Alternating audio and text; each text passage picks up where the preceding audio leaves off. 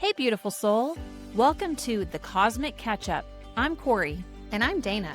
We're real-life sisters who said no thanks to the 9-to-5 grind and yes, please, to the stars, spirit, and soul-led living. Around here, we're talking ascension, astrology, human design, sound healing, and the messy magic of waking up. So if you've ever thought, there's got to be more than this, you're our people. Two sisters, deep talks, whole lot of magic. Let's catch up. Hey, Corri. Hi, Dana. Welcome back to The Cosmic Catch-Up Here we are. in mid-May. Yeah, ready for mid-May. So today, I think we're going to talk about the remaining May energies because you had a lot to talk about in the last episode. We just couldn't get to it all. Only covered the first half of May, and so we'll cover the second half of May today. Because we Perfect. can't leave you guys hanging.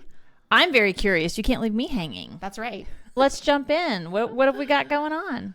Oh my goodness. Okay, so May 16th, so a couple days from now, we will have the Taurus new moon at 25 degrees, 57 minutes. We're going to round that up to 26 degrees of Taurus. New moons are when the sun and the moon are conjunct, so they're sitting right next to each other. New moons always signify new beginnings. Can I ask a question? Sure. We just had the full moon in Scorpio. Mm-hmm. How do we now have a new moon in Taurus, which is like on the other side? Yeah. How does that work? Okay. That's an excellent question. Can you answer it? I can. Okay. Yeah, I can. So full moons are when the sun and the moon are opposing each other. They're opposites each other. Uh-huh. So if we're in Taurus season, Uh-huh. so the sun would be in Taurus. That's what that means. Uh-huh. A full moon, the moon would be in the opposite sign of Scorpio. Uh-huh. Makes sense. I got it. Yep. Yep. And a new moon, the sun and the moon are conjunct, meaning they're on top of each other, next to each other, at the same degree of the same sign. So since we're still in Taurus season, it's the Taurus new moon. But how did it get all the way around? Because every 2 weeks we have like... It moves that fast. Oh, yeah. Through all the signs. The moon changes sign about every 48 hours. Oh. So the moon is okay. the fastest point in the sky and in astrology. And every about 48 hours, it changes signs. So That's why. This is a fun activity if you are interested in astrology and interested in understanding yourself, is to create a moon journal. So what that means would be to understand, and you need to do it for at least a month. So you can, so every 28 days, the moon makes its way through all 12 zodiac signs. So you need to do it for at least a month, but you could do it beyond that. And I recommend tracking whatever sign the moon is in, doing a daily journal about how you feel, because the moon represents our emotions. So you can start to see the patterns. So let's say your moon is in Libra. Mm-hmm. So you would want to see what it feels like on the days the moon is in Libra, on the days when it's in Aries, the opposing sign, when it's in other air signs like Gemini and Aquarius. Do those days feel better or worse? And the signs that square it. So you can keep track to say, okay, you start to see like how does the moon affect maybe your emotional state throughout the month? That's very interesting. Oh, it's super Maybe fun. that was a dumb question, but I learned something. So no, thank you. there's no dumb questions, especially when it comes to astrology. Especially right now, our nervous systems are being upgraded, our brains are being upgraded, and sometimes information just takes a minute to click. Yeah. Yeah. Well, when you say that, I was like, yep, that totally makes sense. You're like, oh yeah, I get Yep. it now. Yeah. Yep. Okay. Thank you. Sorry, we digress, but No problem. So with new moons, it's really about creation, initiation, new beginnings. The sky is at its darkest because there's no moon that we can see. And that also represents, you can think of the womb and creation where everything starts in darkness and then there's that spark of light. So you can think of this Taurus, new moon, Taurus being the first earth sign of the zodiac. It's a fixed sign. It's all about grounding and anchoring in.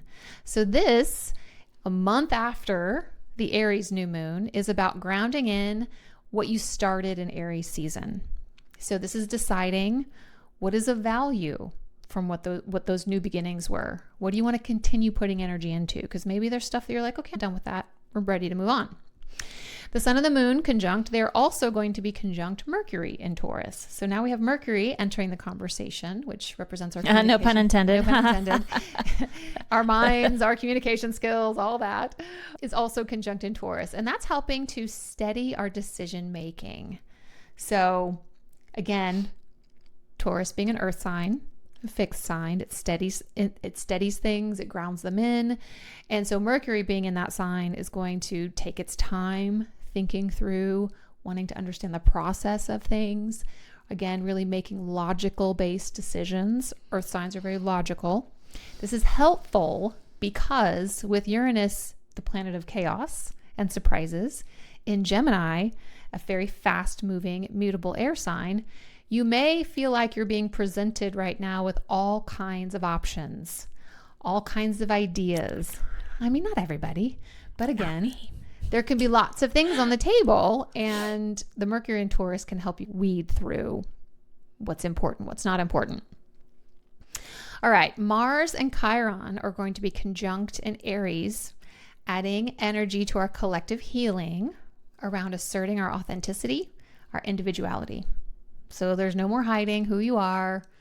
There's no more playing it small.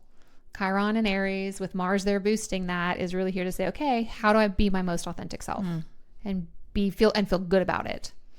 Venus in Gemini is making a sextile to this energy, which is softening, bringing some logic, some new information, ideas, social opportunities, and a way to connect with people who might be on a similar journey.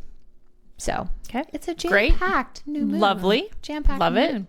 A few days later, on the 20th, we will enter Gemini season. So this is when the sun moves into Gemini.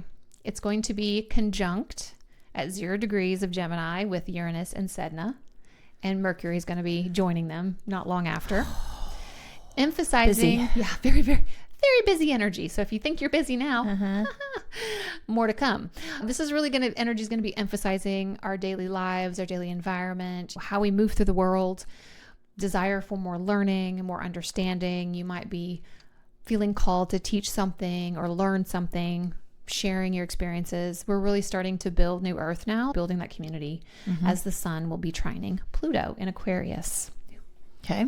Pluto retrograde. Yeah. So, I was going to, internal world building. Yep. Venus will have just entered Cancer at this time, connecting us with our emotions.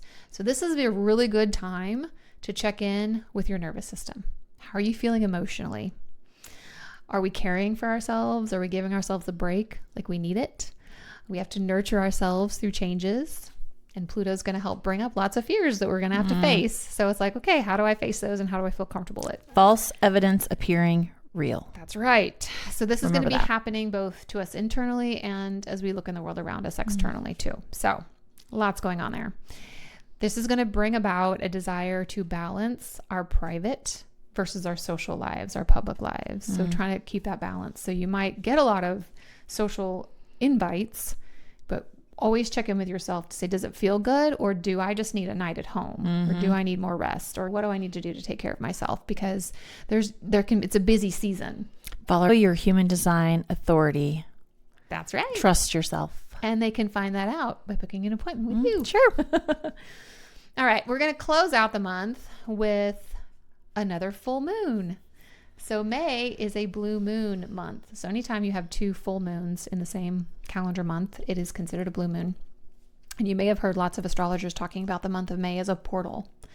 So the 1st of May, we had a full moon, and the last day of May, we're having a full moon. So there's this portal. To me, being full moons, it's a portal of closures, of endings of cycles. Like we're moving through and releasing what we don't need anymore, what's not going to take us into this new world. And with the sun in Gemini and the moon in Sagittarius at 9 degrees 56 minutes, we're going to round that up to 10 degrees. This is about endings and completions, shining a light, what we're ready to let go of in the realms of beliefs, philosophies, what we understand about our outer world, and international affairs. Interesting. I mean, there's a lot more to it, but yeah, like think of the Sagittarius as that big outer world. And what do I believe? What do I know? What do I think I know? It's time to let go of dogmatic beliefs, because Sagittarius on the shadow end can be very dogmatic. I believe this, and this is the only way. We got to let go of that, because everything we thought we knew, we didn't really know. Yeah. And it's not our fault. We've been told a story. Yeah. His story, to be specific. Yeah. We've been told that our whole lives for generations. So it's not our fault that we don't know all this stuff. I think we're learning. More and more, is going to come out of things that we thought we knew. It's almost going to be like the exact opposite or completely different than what we thought. And I think that's going to be hard for a lot of people who, to your point, have these dogmatic beliefs. Yes. And you and I were able to release a lot of that many, many years ago. And still do, right? And are always reevaluating what our belief systems are, right? And whether things still hold true, which to your point, you've just talked about. But I think that's going to continue to be the case well after this full moon, because so many things will come up that people will have to question and say, is this still true for me? Yeah. And it's okay if it's not. It's 100% okay if it's not. If you think of it as getting new information, and so you can change your mind about things because, now I have new data points, I have new information. So the thing that I thought before, I can let go of and think something new now. I think that's important, though, for people to know and recognize is it's okay to let it go. Yeah. And you should let it go. I like to think of this time as an evolution. So we're evolving past things and moving into something new. What's always helped me when anything crazy or wild or somebody says something or you see something in the news, I instead of thinking, that can't be true, I say, maybe. Like, well, maybe it is. Could be true. Might be. And then I'll sit with my own intuition and feel around about it to say, do I feel like that's true or not? And really trust your gut on things, which has been interesting for me to observe. It's really prevalent in the entertainment industry of like, okay, you see a celebrity or somebody in a new movie or on a red carpet event or whatever. And like, how do you feel about that presence or that energy? And people that I used to enjoy watching, I'm like, I get a feeling like that energy doesn't feel really good to me anymore. So maybe I'm not going to put my attention to whatever content they're creating. I think you bring up an excellent point just on energy in general. If when you're around people and let's say you were in a really good mood and all of a sudden you feel things are like really heavy or dense or you just feel like a meh feeling, check in with yourself. It could be the energy you're around and not yourself actually. And I noticed that going to a job, I could tell when the energy would shift. And so I started really monitoring and paying attention to that. And you can tell when you're around good energy and when you're around negative energy. And then you want to avoid the negative energy when possible, or at least put yourself in a bubble if you can't avoid it. But that's, I think more and more people are going to be paying closer attention to the energy that they're around. And it's a practice. I didn't tap in or start noticing this stuff all of a sudden, or I didn't come online. I mean, for some people it does come online right away. And some people are like, I've had that sense or that ability my whole life. We all have that sense or skill within us. And sometimes it just takes a little practice of tuning in. And that's just like pausing and checking in with ourselves and trusting whatever feeling you're getting. And even if, let's say it's not a bad person or anything, but maybe your energies just don't align anymore. Yeah. And that is enough of a feeling to say, okay, I don't need to spend time in this place or with that individual. Not saying they're bad or good. Yep. Just saying that, we're just not in alignment anymore. And that's okay. Yep. And I think that happens a lot for families. To your point, it's not good or bad. It's just you're not in alignment. Yeah. And that's okay. And you don't have to force it. Exactly. All right. Back to this full moon. So the sun and the moon in opposition are forming a grand cross with the north and south node also in opposition. This includes all 4 mutable signs of Gemini, Sagittarius, Virgo, and Pisces. And this is the north and south node. The north node being our collective destiny is what we're moving into. So expect change. And if you're mutable, yay. If you're not, Yeah, so there you go. Lots of change. This is really change that's pushing our collective destinies forward as it relates to understanding our spiritual nature, trying to end division, and using our discernment to know what is quote unquote true.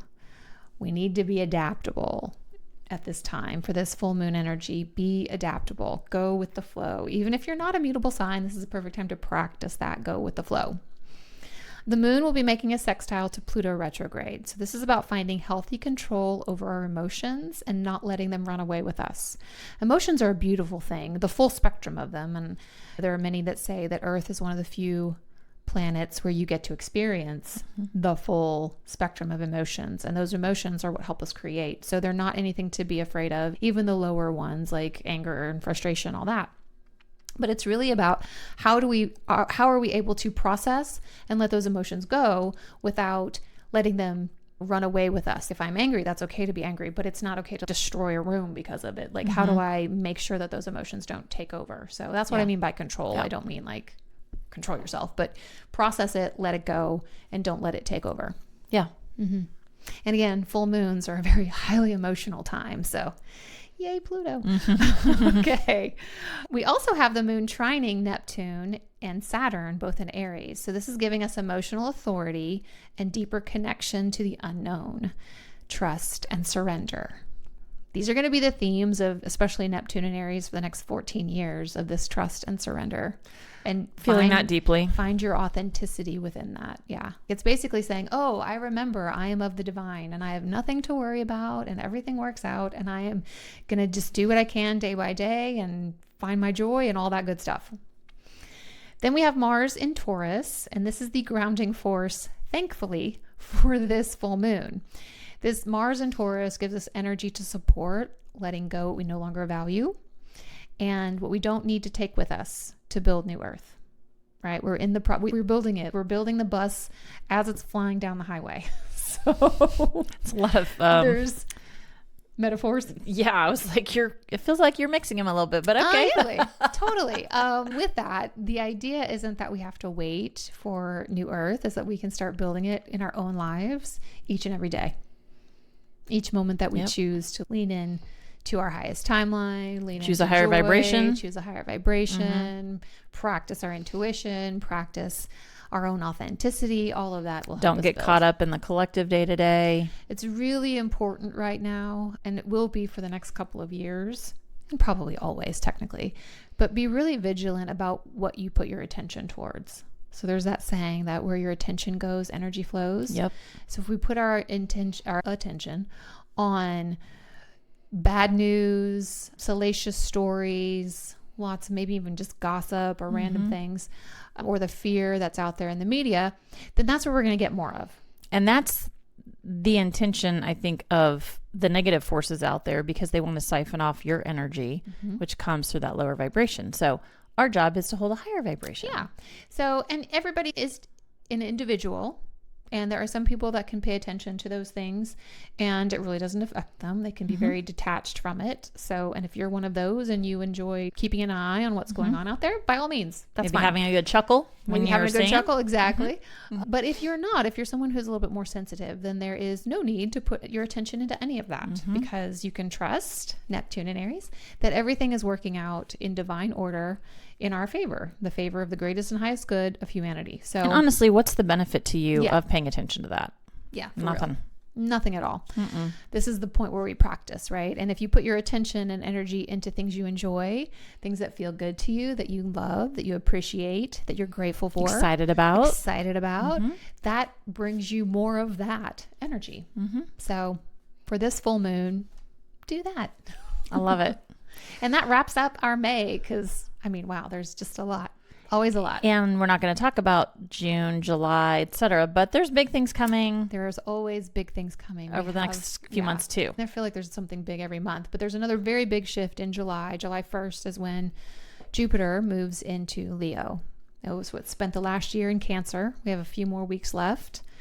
And then it will move into Leo. So I'm just real curious to observe what that Tell does. people what Jupiter does. Jupiter's the great expander. It rules Sagittarius. So it's really about, it's a benefic planet. So typically wherever it is in your chart brings a spot of luck and it expands whatever it touches. So we have to be aware though that expansion can also be overdoing or overdone. So we have to watch Jupiter in some ways. So if you have a Leo rising, husband. Yes, and your son. And my son, yes. Jupiter in the first house is going to really expand their presence, right, in a great way. It could affect, like, again, they could be put in the spotlight for achieving something, for doing something, like getting recognition, all that's beautiful, right? The flip side of that is wherever Jupiter crosses your ascendant and moves into your first house, so for those who have that Leo rising, it can also mean weight gain. It doesn't have to. It doesn't have to, but again, Jupiter expands and the first house is the house of self and the body. So it can literally expand the body. So again, expansion isn't always best if it's not monitored and balanced. I'm going to get into another technical question. Yeah, please do. So because Leo is not the first house. So when you talk about Jupiter moving into Leo, it's only the first house if you're a Leo rising, because the rising Thank sign is the ascendant. I have Leo in my 12th house. So I'm expecting some spiritual expansion in some way, shape, or form.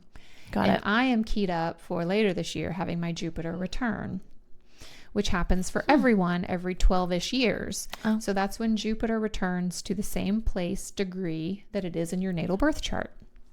So my natal Jupiter is at 9 degrees of Leo.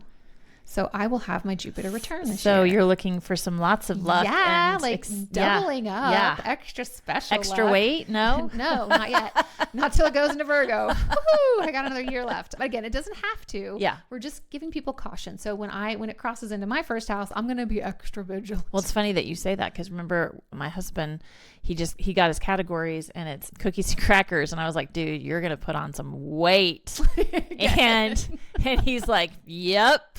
And his Jupiter, first house. So rising. Again, So I'm like, it's no coincidences. It's so funny. But yeah, so I joke though, because my Jupiter being in the 12th house and my Jupiter return, 12th house is hidden things. Huh. So I get some hidden luck. Cool. Those of you with Jupiter in the 2nd or 8th houses, Money. those are the money houses. Money house. Those are amazing placements. Yeah. So yeah, on the lookout if Wish you have mine Leo was in the there. 2nd or 8th house. Yeah, super fun. I think mine's in the 4th.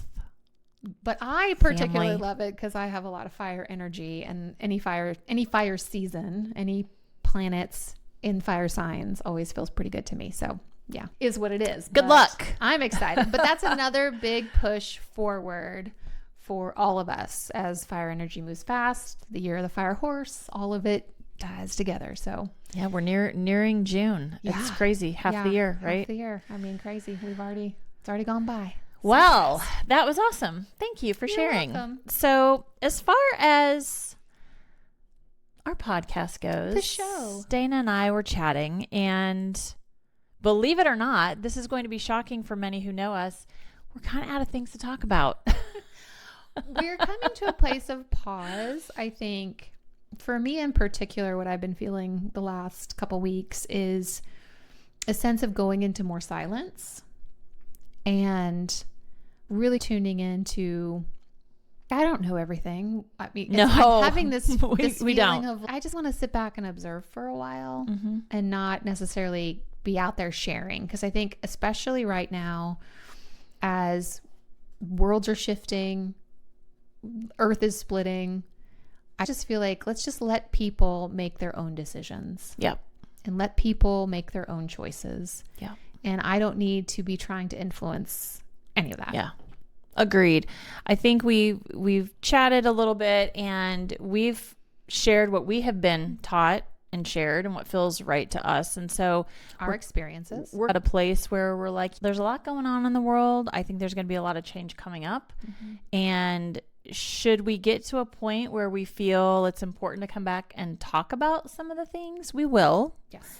But we are not planning to be back on a weekly or even bi-weekly basis as we've been lately. Yeah. So we just wanted to come on and wish everyone well. Yes. And tell you you've got this. You've Mm-hmm. got all the tools. You can listen to past episodes if you have questions on various topics. And All for that those is who true. know us, you know where to find us. You know where to find us. We're here still to support you. That's right. By all means. And again, if you need astrology appointments or human design appointments, we're available for those. I feel like it's just time to be a little bit more quiet and let people sort of navigate at their own free will. I will say, though, I do get a sense that at some point we'll be back. Oh, sure. Maybe not ongoing, but we'll probably pop in from time to time as things start to shift, potentially in a more significant way that we feel we could be a benefit or of service of some of the things that are going on. But Agreed. until then, we're just going to go back into our own little cocoons. Yeah, we got a lot going on this summer. We do. Yeah, that's the thing too. We won't even be around for a lot of it. So with that said, we love you guys. Thank you so much for being faithful listeners or viewers, and we'll see you again soon. Yeah, pull a card. Pull a Oh, final yeah. card for Okay. our friends final- here. Good Final luck and message Godspeed. for the time, for now. Yeah. But for now. For this time.